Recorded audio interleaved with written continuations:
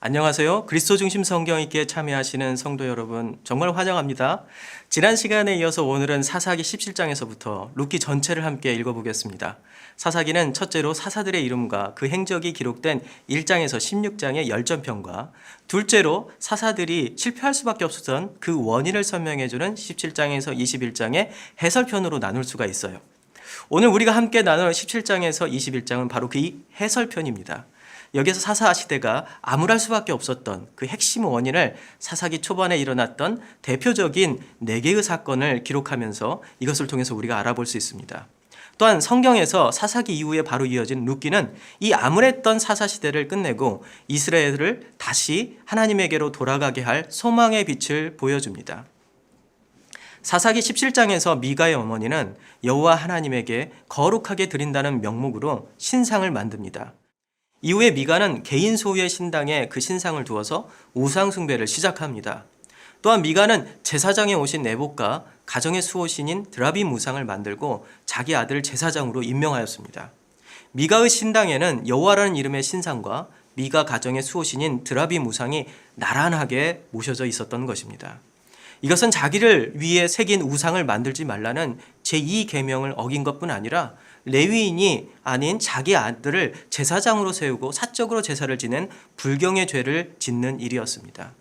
또한 이것은 여호와 하나님과 우상을 동시에 섬기는 혼합주의가 이스라엘의 가장 평범한 가정까지 점령하였다는 것을 의미합니다. 이를 사사기 17장 6절은 이렇게 평가합니다.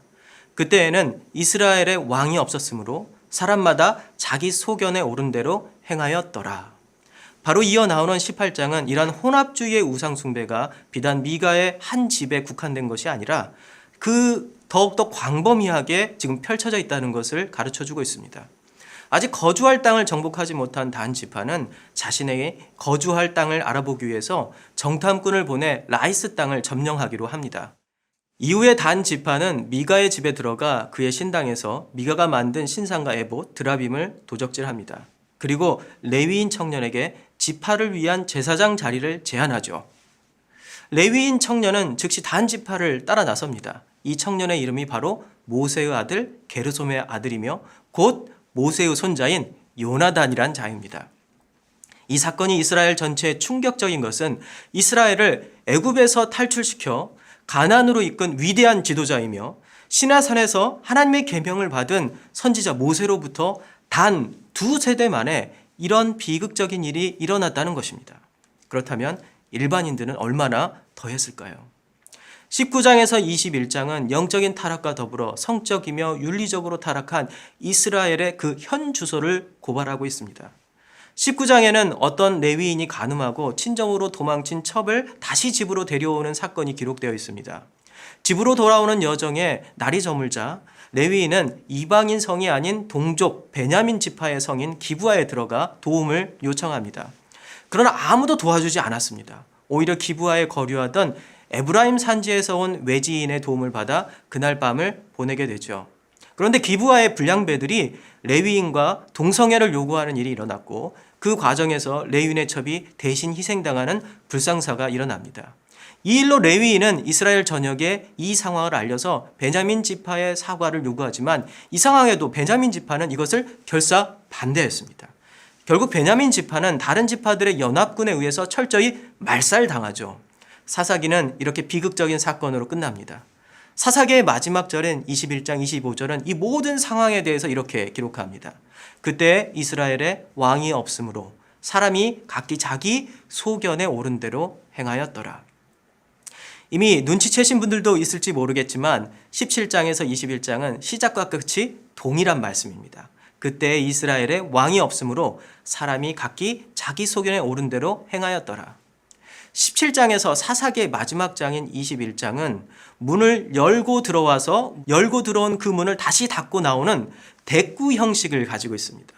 또한 중간중간에 이와 비슷한 말씀들이 나오는데요. 단 지파에 대한 이야기가 시작하는 18장은 이렇게 시작합니다.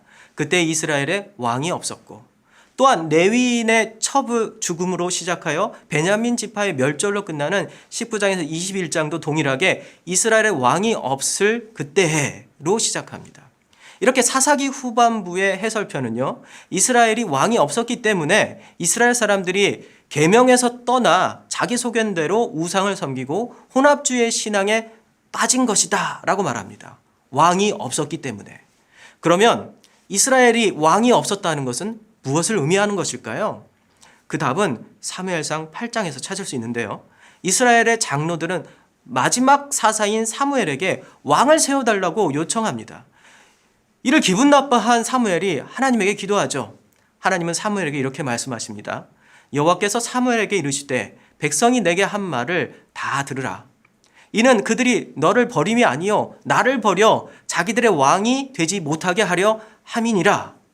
사사기 후반부에 4번이나 반복해서 나온 이스라엘의 왕이 없다는 것은 인간 왕을 말하는 것이 아닙니다. 이들이 진정한 왕이신 하나님을 버렸다는 의미입니다. 하나님은 계속해서 사사를 보내어 이스라엘을 붙잡으려 합니다. 그러나 이스라엘은 하나님을 버리고 다른 신과 우상, 세속의 욕망을 선택하였습니다. 하지만 하나님은 계속해서 이스라엘을 붙들고 놓지 않으셨죠. 이어지는 룻기는 어떤 가정이 유다 베들레헴을 떠나 모압 땅으로 이주하는 사건으로 시작합니다. 그러나 이들은 모압에서 철저히 실패하죠. 가족의 구성원 중에서 오직 어머니인 나오미만 살아서 고향 땅인 베들레헴으로 귀환합니다. 그런데 이방 모압 땅에서 얻은 며느리 중 롯이라는 이름의 여인이 시어머니 나오미를 따라서 베들레헴으로 이사하게 됩니다. 롯은 시어머니인 나오미를 부양하기 위해 추수하는 밭으로 가서 이삭 줍기를 시작하는데요. 마침 그곳에서 롯은 죽은 남편의 친족인 보아스를 만나게 되고 후에 보아스는 롯과 결혼하여 오벳이란 이름의 아들을 낳게 됩니다. 오벳의 손자가 바로 다윗입니다. 다윗은 하나님이 모세를 통해 신명기 17장 14절부터 20절에서 말씀하신 이스라엘의 진정한 인간 왕이었습니다. 모세는 이스라엘의 왕의 모습을 이렇게 말하였죠. 이 율법서의 등사본을 레위 사람 제사장 앞에서 책에 기록하여 평생에 자기 옆에 두고 읽어 그의 하나님 여호와 경외하기를 배우며 이 율법의 모든 말과 이 규례를 지켜 행할 것이라. 그리하면 그의 마음이 그의 형제 위에 교만하지 아니하고 이 명령에서 떠나 좌로나 우로나 치우치지 아니하리니 이스라엘 중에서 그와 그의 자손이 왕 위에 있는 날이 장구하리라.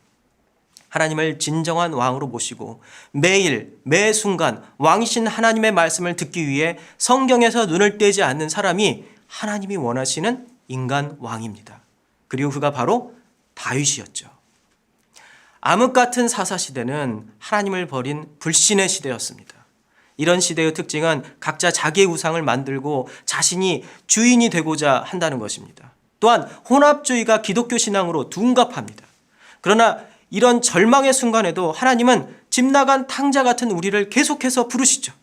그리고 이스라엘을 구출하기 위해 다윗이라는 왕을 준비하신 것처럼 우리에게도 진정한 왕을 준비해 두셨습니다. 바로 다윗의 자손이자 우리의 진정한 왕이신 예수 그리스도이십니다. 어둠이 가장 깊었을 때 뜨는 새벽별처럼 예수님은 우리의 새벽별이 되어 주셨습니다. 지금 자신이 혼돈과 영적인 깊은 어둠 속에 있다고 생각하는 분이 계신다면 하나님을 버린 사사시대에도 하나님은 자기 백성을 위해 일하고 계셨다는 것을 아셨으면 합니다. 하나님은 우리를 절대로 포기하지 않습니다.